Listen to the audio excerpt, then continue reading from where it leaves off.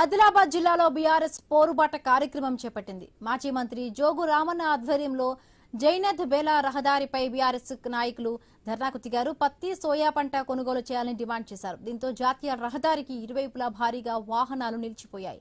రైతులు పండించిన సోయా పంటను ఎటువంటి ఆంక్షలు లేకుండా మద్దతు ధరకు కొనుగోలు చేయాలని డిమాండ్ చేశారు. ఈ క్రమంలో బీఆర్ఎస్ నేడు రాస్తారోకో నిర్వహిస్తూ ఉండగా రేపు ఎంపీ, ఎమ్మెల్యేల ఇళ్ల ముట్టడి, సోమవారం కలెక్టరేట్ ముట్టడి, మంగళవారం ఆదిలాబాద్ బంద్ కు బీఆర్ఎస్ పిలుపునిచ్చింది.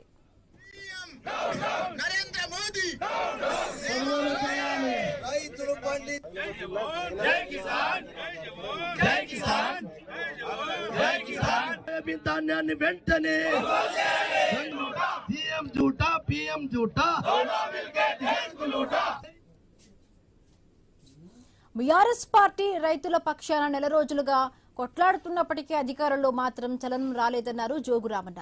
అధికారుల నిర్లక్ష్యం వల్లే సోయాబీన్ పంట రంగు మారిన తక్షణమే ధాన్యాన్ని కొనుగోలు చేయాలని డిమాండ్ చేశారు. అధికారులు సకాలంలో పంటను కొనుగోలు చేయకపోవడంతో ఇప్పటికే జిల్లాలో 29 మంది రైతులు ఆత్మహత్య చేసుకున్నారన్నారు.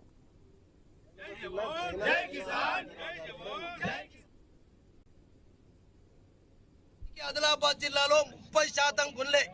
బేలా మండలంలో అయితే 13% మంది రైతుల దగ్గరికి వెళ్లే బేలా మండలం ఇప్పటికి కొనుగోలు చేసిండ్రు.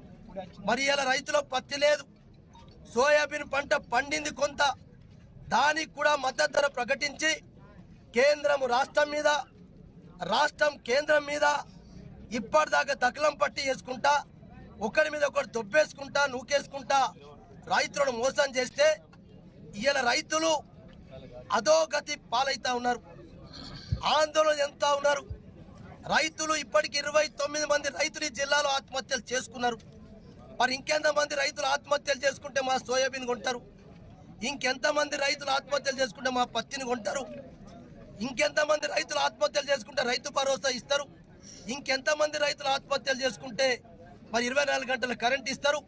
ఇంకెంతమంది రైతులు ఆత్మహత్యలు చేసుకుంటే పెనుగంగ పరివాహక, వాగుల పరివాహక ప్రాంతంలో మునిగిపోయి నష్టపోయినటువంటి రైతులకు నష్టపరిహారం ఇస్తారనేదే ఇవాళ మా డిమాండ్ చేస్తా ఉన్నాం.